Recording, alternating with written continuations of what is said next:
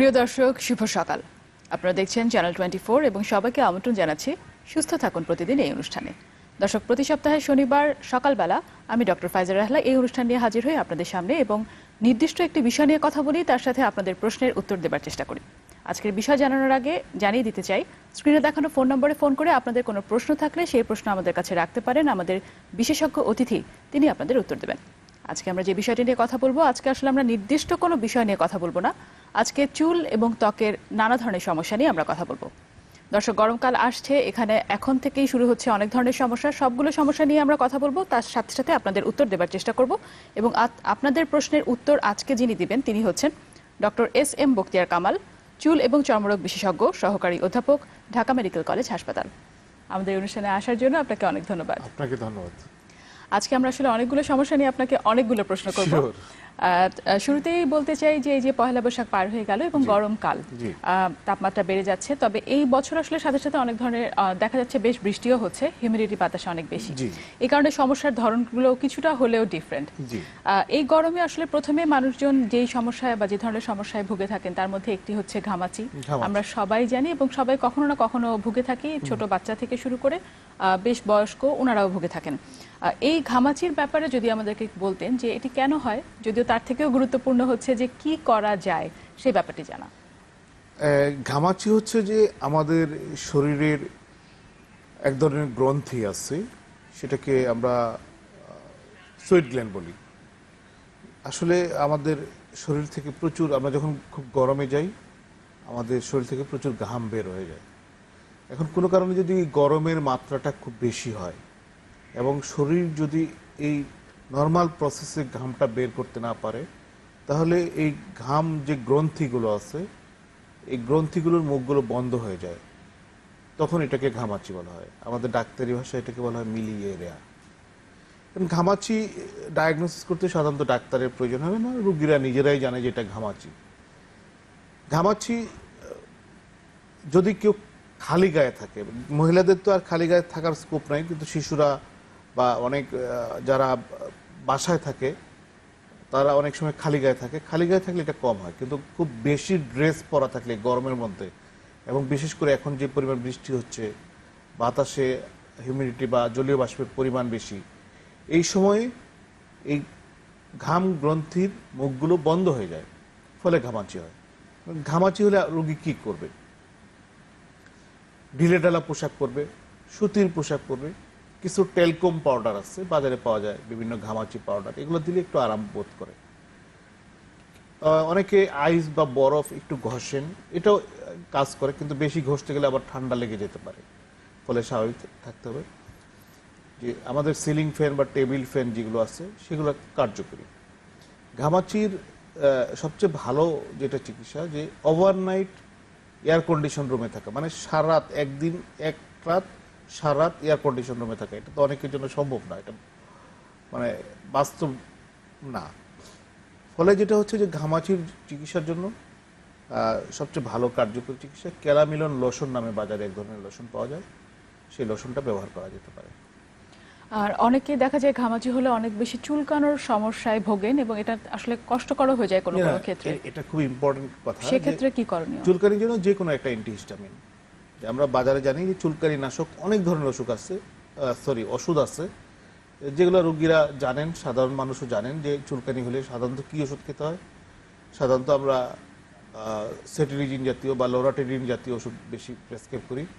এখন এই ধরনের অ্যান্টিহিস্টামিন বলি আমাদের ডাক্তারি ভাষায়, অ্যান্টিহিস্টামিন খেলে অনেক সময় একটু ঘুম ঘুম ভাব আসতে পারে। তো যারা পরীক্ষার্থী বা ছাত্র বা খুব টেকনিক্যাল কাজ যেমন ড্রাইভিং করা, এই ধরনের কাজ করেন, তাদের জন্য ফেক্সোফেনাডিন নামক অ্যান্টিহিস্টামিন আছে। এই অ্যান্টিহিস্টামিন ভালো কাজ করে এবং ঘুম ধরে না, রোগী তার স্বাভাবিক কাজ করতে পারে।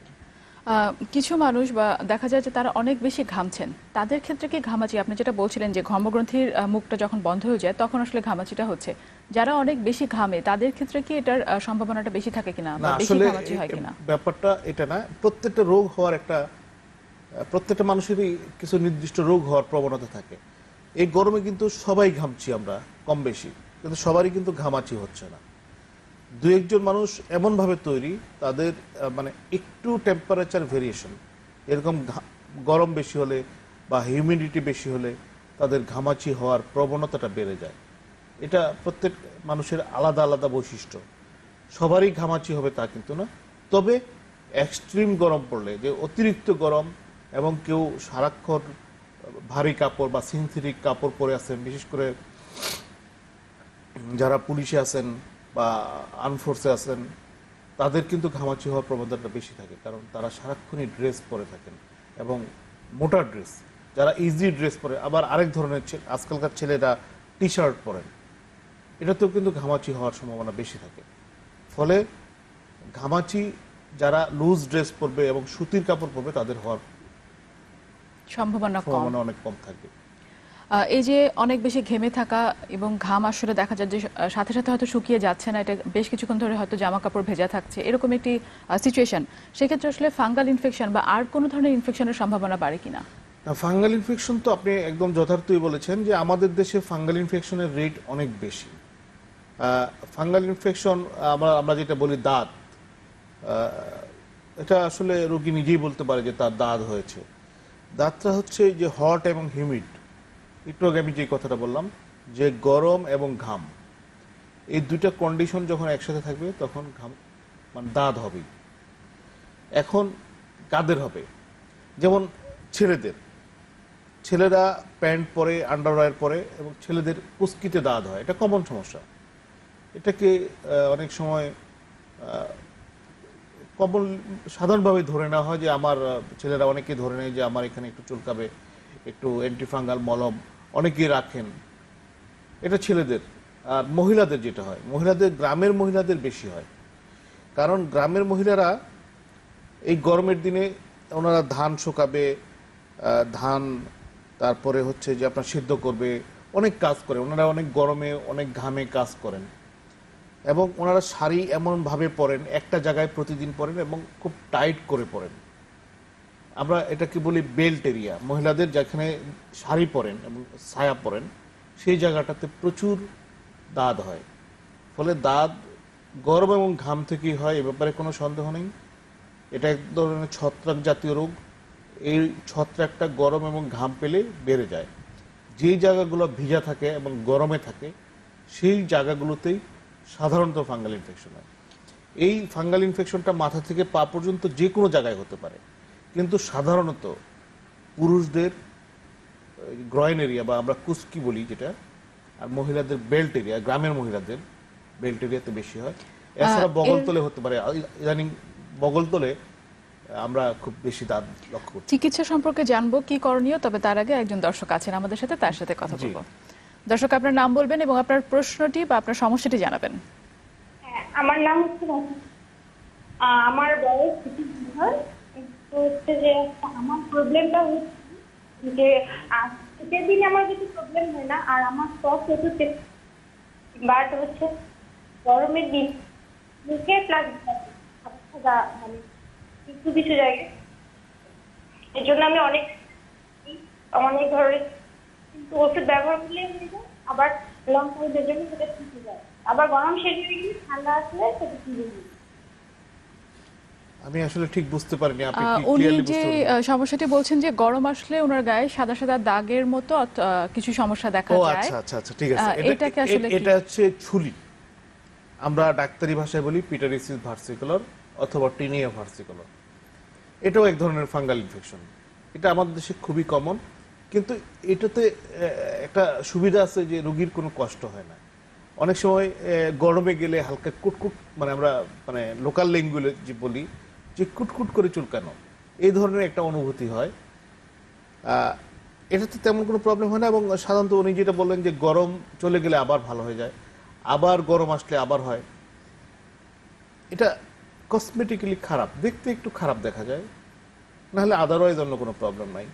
এটার জন্য কিটোকোনাজল জাতীয় শ্যাম্পু আছে, সপ্তাহে 1 দিন বা 2 দিন সারা রাত লাগিয়ে রাখবে, সকালে ধুয়ে ফেলবে।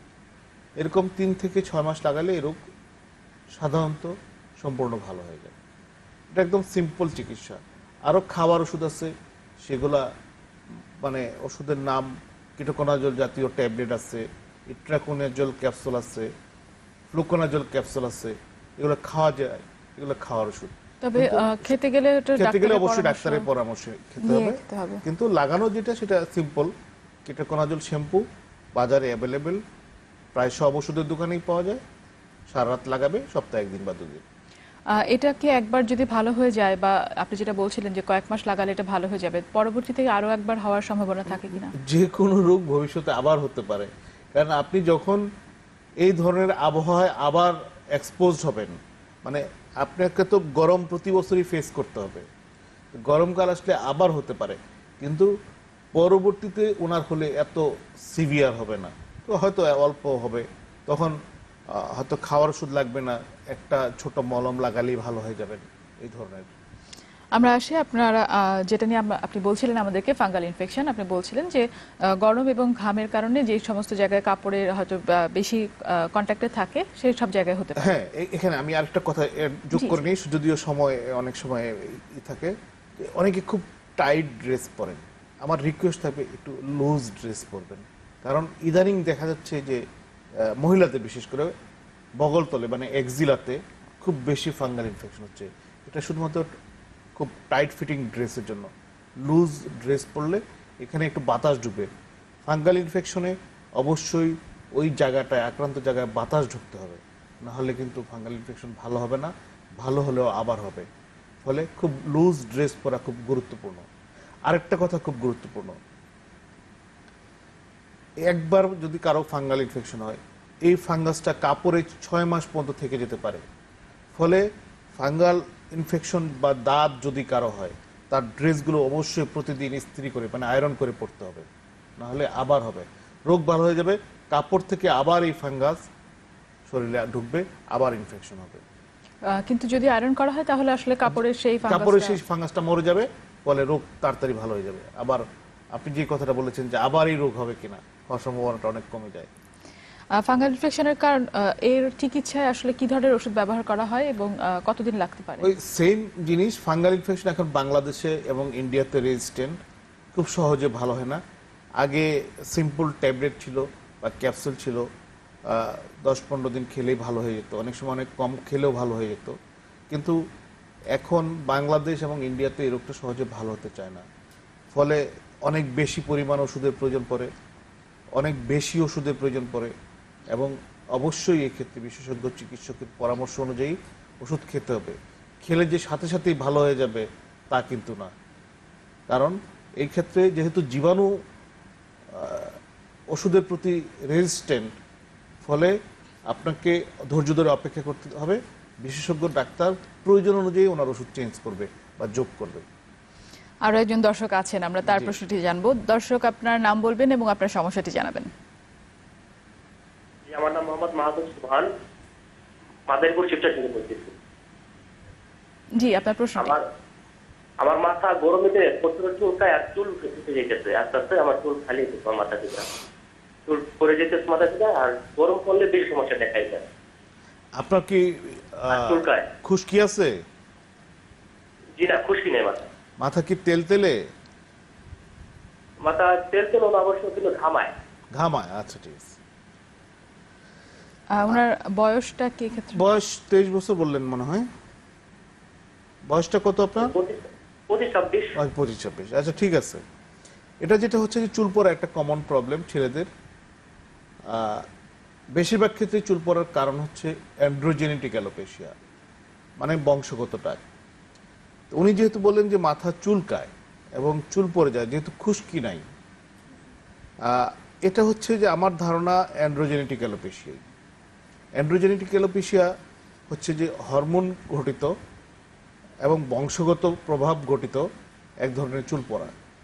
এটা ছেলেদের খুবই কমন, এবং 40 বছর বয়সের পরে আরও কমন। আর্লি, যেহেতু ওনার বয়স 25-26 বছর বয়স, এই বয়সে এই যুগে এটা খুব কমন রূপ। ফলে হচ্ছে যে এইসব ক্ষেত্রে যেটা করতে হবে ওনাকে, যে প্রচুর পানি, শাকসবজি, মাছ, দেশি ফল খেতে হবে, মাথায় একদিন পর পর রাত্রে তেল দিতে হবে, মাথায় gel, colour, hair dryer use করা যাবে না, আর মিনোক্সিডিল জাতীয় এক ধরনের লোশন আছে সেটা ইউজ করা যেতে পারে। তারপরেও যদি কাজ না হয়, ও একটা যে কোনো একটা ভালো অ্যান্টি ড্যান্ড্রাফ শ্যাম্পু ইউজ করা উচিত। যদিও উনি বলেছেন ওনার খুশকি নাই, কিন্তু যেহেতু চুলকাচ্ছে কোনো ধরনের ওই ধরনের কোনো ফাঙ্গাল ইনফেকশন বা সরিয়াসিস বা ওই ধরনের কিছু থাকতে পারে, যেহেতু যদিও খুশকি নাই থাকতে পারে। ফলে ওনার আপাতত ভিটামিন খাবেন, ক্যালসিয়াম খাবেন, শাকসবজি খাবেন, একদিন পর পর রাত্রে মাথায় তেল দিবেন, মিনোক্সিডিল লোশন 2%, যেহেতু ওনার একটু চুলকায় 2% লোশন দিবেন। আর তারপরে যদি কাজ না হয় একজন চুল বিশেষজ্ঞের সাথে দেখা করবেন। আমরা তাহলে আসি আমাদের আরো যে সমস্যাগুলো নিয়ে আমরা কথা বলার কথা ভাবছিলাম। ত্বকের নানা ধরনের সমস্যা, জি ম্যাডাম। গরমের সাথে আসলে আমরা সম্পর্ক রেখে দুটো বিষয় নিয়ে কথা বলছিলাম, এবং এরপরে আরো বেশ কিছু ধরনের সমস্যা থাকে, সেটা হয়তো গরমেও থাকতে পারে, আবার অনেক সময় হয়তো শীতেও বাড়তে পারে। একটি কমন প্রবলেম হচ্ছে মেস্তা বা মুখে আসলে যে ধরনের কালো দাগ হয়। আপনার কাছে প্রশ্ন এটাই যে কালো দাগ হলেই কি আমরা সেটাকে মেস্তা বলবো, নাকি মেস্তা কাকে বলবো? না, আমরা সাধারণত মুখে কালো দাগ হলে সাধারণ মানুষ মনে করে যে এটা মেস্তা হচ্ছে। আসলে সব কালো দাগই মেস্তা না। মেস্তার ডাক্তারি নাম হচ্ছে মেলাজমা বা ক্লোয়েজমা। এছাড়া অনেক কারণেই মানে এরকম কালো দাগ হতে পারে। যেমন ধরেন, একটু আগে এক ভদ্রমহিলা বললেন যে ওনার মুখে বডিতে সাদা বা মুখে সাদা সাদা দাগ হয়, যে ভার্সিকুলার বা ছুলিতে কিন্তু কালো হতে পারে, মেস্তার মতো কালো হতে পারে। এটা কিন্তু একটা কমন প্রবলেম। তারপরে হচ্ছে যে অনেকে অনেক ধরনের কসমেটিক্স ইউজ করেন মুখে। এই কসমেটিক্সের আলটিমেট ইফেক্ট কিন্তু কালো দাগ।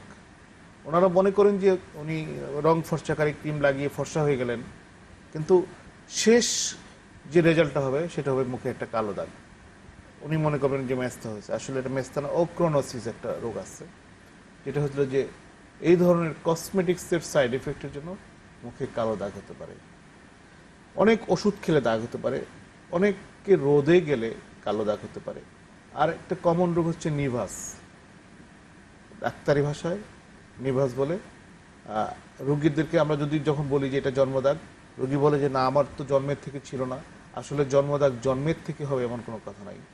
জন্ম থেকে শুরু করে 70 বছর বয়স পর্যন্ত যে কোনো সময় আপনার জন্মদাগ হতে পারে, কিন্তু এটা আপনার মায়ের গর্ভে থাকা অবস্থায় প্রোগ্রামড হয়ে গেছে যে এটা হবেই আপনার। ফলে মুখে কালো দাগ মেস্তার জন্য হতে পারে, ভার্সিকুলার বা ছুরির জন্য হতে পারে, তারপরে হচ্ছে নিভাসের জন্য হতে পারে, কসমেটিক্সের সাইড ইফেক্টের জন্য হতে পারে, অতিরিক্ত রোদের জন্য হতে পারে, আবার হচ্ছে যে কিছু কিছু ওষুধ খেলে হতে পারে, লিভারের প্রবলেম থাকতে হতে পারে, জন্ম নিয়ন্ত্রণের বড়ি খেলে হতে পারে, অনেক কারণ থাকতে পারে। অনেক রকম কারণে হতে পারে। আমরা এই বিষয়টা নিয়ে শুনবো, তবে একজন দর্শক আছেন আমাদের সাথে। জি। দর্শক, আপনার নাম বলবেন এবং আপনার সমস্যাটি জানাবেন। আমার নাম কবির হোসেন। জি। আমার ছোট একটা বেবি 1.5 বছর বয়স। তার ঘাড়ের উপরে একটা দাগের মতো দেখা যায়। তা আমি ও ডাক্তার দেখিয়েছি সদর হাসপাতালে, 10 সদর হাসপাতালে।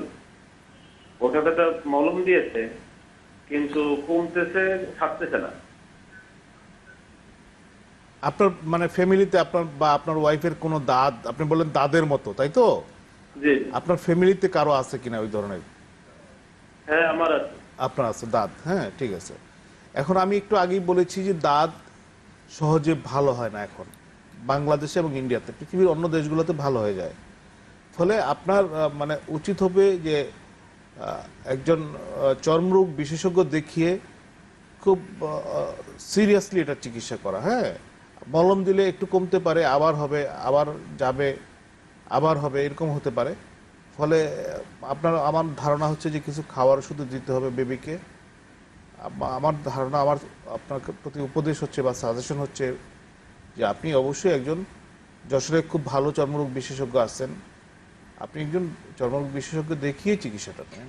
সেক্ষেত্রে খালি ওনার শুধু যদি বেবিকে চিকিৎসা দেওয়া হয়, সবাইকে নিতে হবে, সবাইকে, পরিবারে যারা ওই বেবির সাথে কন্ট্যাক্টে বা এক বাড়িতে আছে, ছোঁয়াচে রোগ, এবং সবাইকেই পুরো চিকিৎসাটা নিতে হবে এবং ট্রিটমেন্টটা শেষ করলে আশা করা যায় এই যেটা আসলে এই এত ছোট বেবির ক্ষেত্রে তাকে কি আসলে মুখে খাওয়ার ওষুধ দেওয়াটা, ডাক্তার বিশেষজ্ঞ ডাক্তার জানে কাকে কি ওষুধ দিতে হবে, ওষুধের নির্দিষ্ট মাত্রা আছে, কি ওষুধ দেওয়া যাবে সেটা বিশেষজ্ঞ চিকিৎসক জানে এবং উনি বুঝিয়ে এটা দিবেন। এবং যশোরে অনেক ভালো ভালো স্কিন স্পেশালিস্ট আছেন। এবং সবাই মিলে চিকিৎসা করলে ওনারা সবাই আসলে ভালো হয়ে জি, যাবেন জি, আমরা আশা ইনশাআল্লাহ। করতে পারি। আমরা মুখের দাগ নিয়ে কথা বলছিলাম এবং আপনি আমাদেরকে অনেক ধরনের দাগের কারণ বলছিলেন যে জি। কোন কোন কারণে মুখে দাগ হতে পারে। মেস্তার সমস্যাটা নিয়ে আসলে আমরা কথা বলবো, তবে সময় হচ্ছে একটি বিরতি নেবার, ছোট্ট একটি বিরতি নিয়ে এসে। ঠিক আছে। দর্শক, বিরতির পরে খুব শিগগিরই ফেরত আসছি, সাথেই থাকুন। ফিরে এলাম বিরতির পরে। আরও একবার আপনাদের সবাইকে আমন্ত্রণ, সুস্থ থাকুন প্রতিদিন এই অনুষ্ঠানে। দর্শক, আজকে আমরা কথা বলছি চুল এবং ত্বকের নানা সমস্যা নিয়ে। বিরতিতে যাওয়ার আগে আমরা কথা বলছিলাম মেস্তা নিয়ে এবং এই সমস্যাটি আসলে কেন হয়, এবারে আসলে এটি জানতে চাই আপনার কাছে। মেস্তার আসলে কোনো কারণ জানা যায় না, বেশিরভাগ ক্ষেত্রে কোনো কারণ জানা যায় না কেন মেস্তাটা হচ্ছে। তবে বংশগত প্রভাব একটা খুব গুরুত্বপূর্ণ। যেমন ধরেন মার বা বাবার মেস্তা থেকে সন্ততির মেস্তা হওয়ার চান্স অনেক বেশি, এটা একটা কারণ। সূর্যের আলোর প্রভাব অনেক বেশি। তারপরে যে সবচেয়ে বেশি কমন কারণটা হচ্ছে যে মহিলাদের ক্ষেত্রে জন্ম নিয়ন্ত্রণের বড়ি আর প্রেগনেন্সি। একজন মা যখন গর্ভবতী হয় তখন দেখবেন যে মুখে মেস্তা বা কালো দাগ হয়ে গেছে, এটা একটা ইম্পর্টেন্ট কারণ।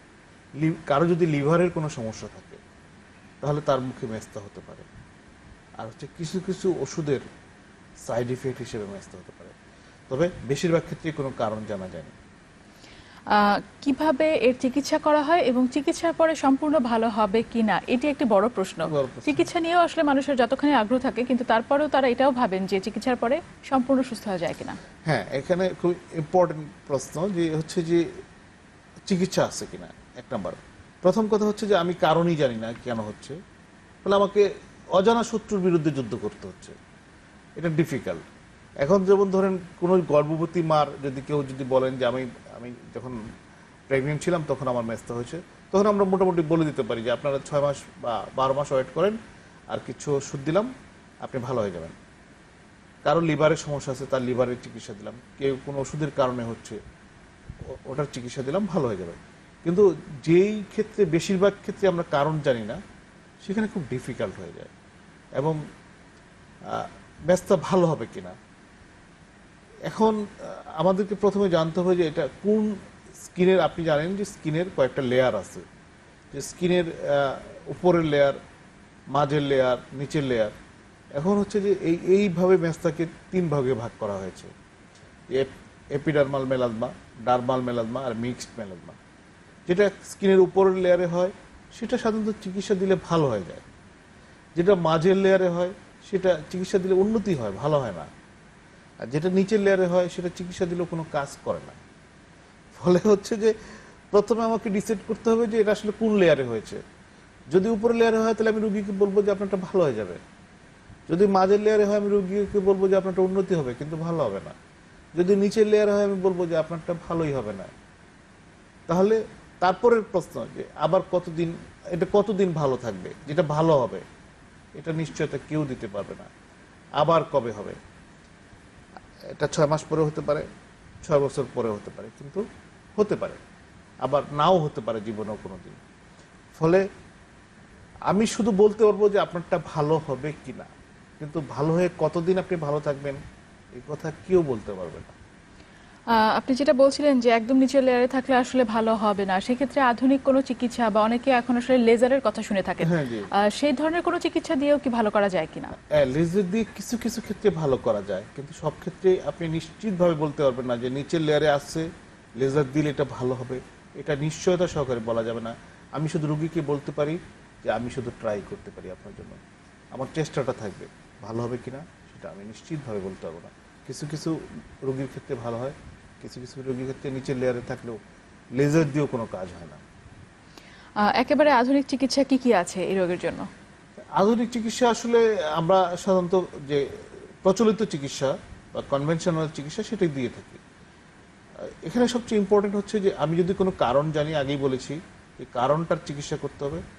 আর কারণ যদি না জানি তাহলে আমাকে যেটা দিতে হবে যে একটা হাইড্রোকুইনোন জাতীয় এক ধরনের ক্রিম আছে বাজারে, সেটা পাওয়া যায়, সেটা দিতে হবে।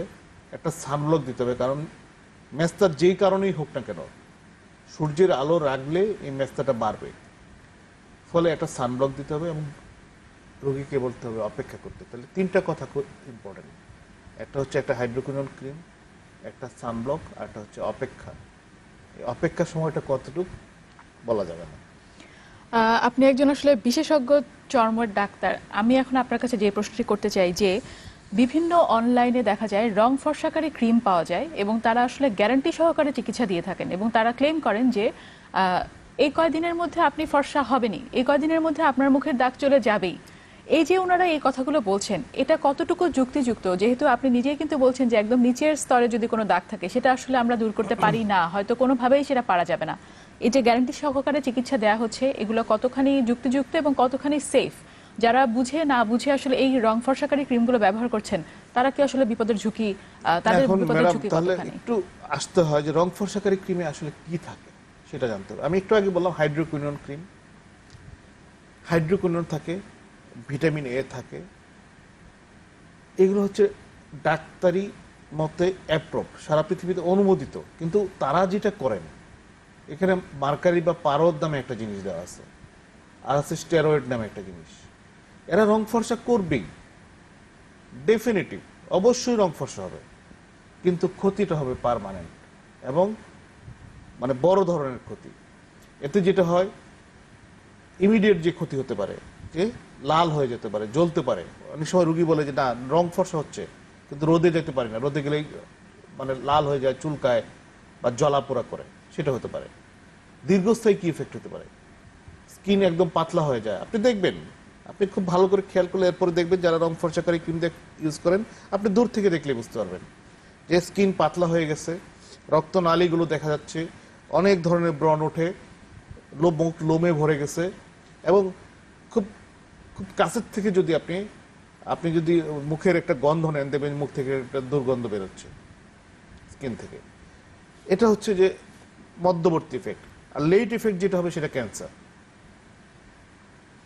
রং ফর্সা হবে, তারা গ্যারান্টি দেয় অবশ্যই রং ফর্সা হবে, কিন্তু হচ্ছে যে সাইড ইফেক্টগুলো আপনাকে চিন্তা করতে হবে, যে অবশ্যই সাইড ইফেক্ট হবে, এ ব্যাপারে কোনো সন্দেহ নাই যে 100% লোকের হবে, হ্যাঁ 100% লোকেরই হবে, কিন্তু কি সাইড ইফেক্ট হবে সেটা আমি বললামই। আপনি দেখলেই বলতে পারবেন যে এটা রং ফর্সাকারী ক্রিম লাগানো। তবে কারোর ক্ষেত্রে হয়তো পার্শ্ব প্রতিক্রিয়া একেবারে সাথে সাথে, কারোর হয়তো কিছুদিন কারো একটু পরে, পরে, কিন্তু পার্শ্ব প্রতিক্রিয়া হবেই। তার মানে আসলে এই ক্রিমগুলো কিন্তু বিপজ্জনক। যারা বুঝে বা না বুঝে ব্যবহার করছেন তাদের সতর্ক হওয়া না জরুরি। একদম মানে নাহলে নাহলে আমি তো সবাইকে বলি যারা আমার কাছে রং ফর্সাকারী ক্রিম লাগিয়ে আসেন, আমি বলি যে আপনি যদি মনে করেন যে আপনি 2 বা 3 বছর সুন্দরী থাকতে চান, তাহলে আপনি ইউ ক্যান ইউজ এভরিথিং।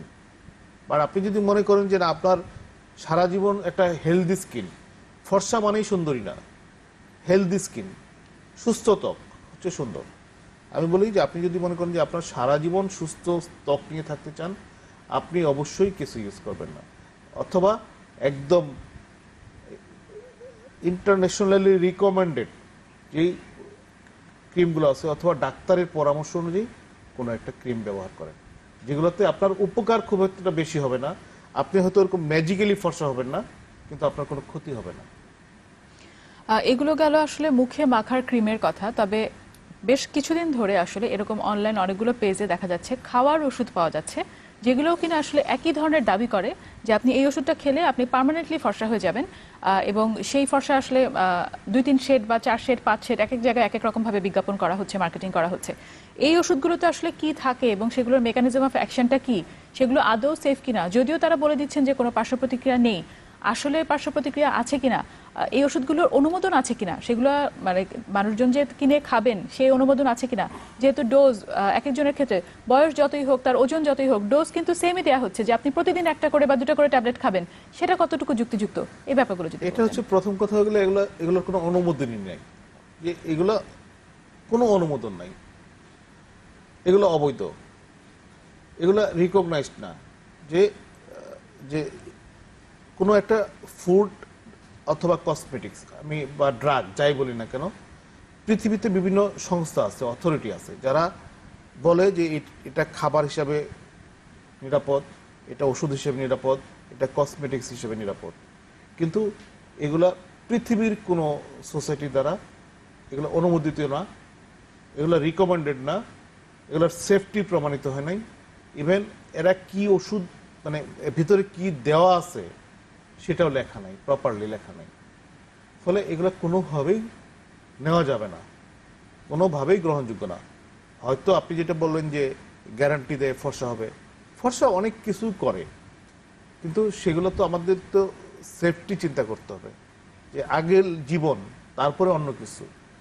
এগুলো ব্যবহার করতে গিয়ে যদি জীবনটাই চলে যায় তাহলে তো ওষুধ ফর্সা হয়ে লাভ নেই। যেহেতু আসলে এগুলোর ইনগ্রেডিয়েন্টস কি সেটা বোঝা যাচ্ছে হ্যাঁ। জানা যায় না, খাওয়ার ওষুধের বেশিরভাগই কিন্তু কোনো ইনগ্রেডিয়েন্টস নাই, দেওয়াই থাকে না, বা এমন ভাবে দেওয়া থাকে যেগুলো বোঝা যায় না। আমি তো রুগীরা অনেক সময় নিয়ে আসেন, আমি চেক করে অনেক মানে চেষ্টা করার পরে ওগুলার কোনো কি দিয়ে তৈরি সেটাই বুঝতে পারি না। অনেক সময় বাজারে ইনজেক্টেবল কিছু ফর্ম আছে, আপনি যেটা বলেছেন যে কিছু ইনজেকশন আছে, ইনজেকশনের মধ্যে কমনলি ইউজ হয় গ্লুটাথিয়ন ইনজেকশন। গ্লুটাথিয়ন মোটামুটি সেফ, কিন্তু হচ্ছে যে এটা অনুমোদিত না। পৃথিবীর বড় বড় সংস্থা যেগুলো আছে, আমেরিকার ফুড অ্যান্ড ড্রাগ অ্যাডমিনিস্ট্রেশন, সিঙ্গাপুরের অ্যাডমিনিস্ট্রেশন, ইভেন আমাদের পার্শ্ববর্তী দেশ ইন্ডিয়া এবং বাংলাদেশ, আমাদের কোনো দেশেরই যে ওষুধ প্রশাসন আছে বা খাদ্য মানে যে নিয়ন্ত্রণকারী সংস্থাগুলো আছে, এগুলো খাবার হিসেবে অনুমোদিত না, ওষুধ হিসেবে এগুলোর অনুমোদন নাই, কিন্তু এটা কার্যকরী, এ ব্যাপারে কোনো সন্দেহ নেই। যে গ্লুটাথিয়নের কথা আপনি বলছেন সেটা ইনজেক্টেবল ফর্মে দেওয়া হয় এবং মুখে খাওয়ার ক্যাপসুলও পাওয়া যায়, সেটা কি আসলে আদৌ কাজ করে কিনা? না, এটা কাজ করে, এটা কাজ করে। লিভার বা কিডনির উপরে কোনো ধরনের প্রেসার বা কোনো ক্ষতি এই হয় জন্যই কিনা? যেহেতু এখন পর্যন্ত মানে অনুমোদন পায় নাই, ফলে আমরা বলতে পারবো না, কারণ ডিটেলস কোনো স্টাডি নাই, গবেষণা নাই। ফলে হচ্ছে যে এই জন্যই তো, যেহেতু মানে এটার সেফটি এখনো প্রমাণিত না, এটা কতটুকু নিরাপদ সেটা এখনো প্রমাণ হয় নাই, এই জন্য এখন পর্যন্ত এটার অনুমোদন দেওয়া হয় নাই। মানে আপনি যে ওষুধের অনুমোদন নাই, তাহলে বুঝতে হবে যে সেটা অনিরাপদ। নিরাপদ হলে অবশ্যই অনুমোদন দিয়ে দিতেন। হ্যাঁ, কারণ হচ্ছে যে পৃথিবীর বিভিন্ন দেশে বিভিন্ন সংস্থাগুলো আছে কেন, যে কোনো একটা খাবার হিসেবে নিরাপদ কিনা, কোনো একটা ওষুধ হিসেবে নিরাপদ কিনা, কোনো একটা কসমেটিক হিসেবে নিরাপদ কিনা, এগুলার মানে কোনো ভাবেই নিরাপদ না, ফলে এগুলার কোনো অনুমোদনই নেই। যে ওষুধগুলো এরকম দেখা যায় যে অনলাইন পেজগুলোতে বিক্রি হচ্ছে এবং তারা দাবি করছেন তারা বাইরের দেশ থেকে নিয়ে আসছেন, যেমন চায়না বা থাইল্যান্ড, এরকম বিভিন্ন দেশের নাম দেওয়া হয় যে এখান থেকে, মালয়েশিয়া, এখান থেকে আনা হচ্ছে এবং একেবারে অথেন্টিক রেজাল্টে তারা হচ্ছে গ্যারান্টি দিচ্ছেন। অন্য দেশের একটি প্রোডাক্ট আসলে এইভাবে আমরা আমাদের দেশে সেল করতে পারি কিনা, আর আমাদের দেশের মানুষের উপরে সেটা আসলে আরো বেশি খারাপ ইফেক্ট ফেলতে পারে কিনা, যেহেতু সেটা আসলে আমাদের দেশের মানুষের কথা না, চিন্তা করে হয়তো তৈরি না। এখন সেল করাটা হচ্ছে যে এটা সরকারের বিভিন্ন আইন প্রয়োগকারী সংস্থার বিষয়, কিন্তু যেটা হচ্ছে যে অনেকে বলেন যে অমুক দেশের তৈরি। এখন হচ্ছে যে যেমন ধরেন ঝাড়ফুঁক কিন্তু পৃথিবীর সব দেশে আছে, চিকিৎসা নামে অপচিকিৎসা পৃথিবীর সব জায়গায় আছে, আমেরিকাতেও ঝাড়ফুঁক, তাবিজ এগুলো আছে। আপনি এটাকে বন্ধ করতে পারবেন না, আইনগতভাবে বন্ধ করতে পারবেন না। কারণ হচ্ছে যে আমরা যে চিকিৎসা করি সেটাকে অ্যালোপ্যাথি চিকিৎসা বলা হয়। যেমন হোমিওপ্যাথি আছে, হার্বাল চিকিৎসা আছে, আরও অনেক অল্টারনেট চিকিৎসা আছে, সেগুলোকে আপনি আইন করে বন্ধ করতে পারবেন না, কারণ যেহেতু কিছু মানুষ বিশ্বাস করেন। এখন যে ওষুধগুলো বাজারে পাওয়া যায়, ওষুধ বলবো বা আমি কসমেটিক্স, আপনি যাই বলেন না কেন, অথবা অনেক সময় ফুড সাপ্লিমেন্ট হিসেবেও বলা হয়, যে এগুলোর ওই দেশেও মানে ওরকম অনুমোদন নাই, ওগুলোও চুরি করে মানে তৈরি করা হয়, বিক্রি করা হয়। কিছু কিছু আছেন যেগুলো হচ্ছে যে ওরা কিভাবে মার্কেটিং করে আমি জানি না সঠিক ইয়েতে, কিন্তু ওইসব দেশেরও যে ফুড অ্যান্ড ড্রাগ অ্যাডমিনিস্ট্রেশন আছে, যে খাদ্য এবং ওষুধ নিয়ন্ত্রণকারী সংস্থা আছে, তাদের অনুমোদন নাই, এ ব্যাপারে আমি শিওর। গ্লুটাথিয়নের কথা আপনি বলছিলেন, তার সাথে সাথে বায়োটিন বলেও আসলে আমরা একটি নাম শুনে থাকি এবং সেটিও অনেকে প্রয়োগ করে। বায়োটিন ম্যাডাম একটা ভিটামিন B7, বায়োটিন খাওয়া যাবে। বায়োটিন একদম সিম্পল জিনিস, বায়োটিন হচ্ছে ভিটামিন B7। এটা মানে আপনার আমাদের দেশে আসলে বায়োটিনের অভাব আমাদের শরীরে হয় না। কেউ যদি আমরা নর্মালি খাবার খাই, আমাদের বায়োটিনের অভাব হওয়ার কোনো কারণ নেই, কিন্তু যেহেতু একটা ভিটামিন আপনি খেতে পারেন।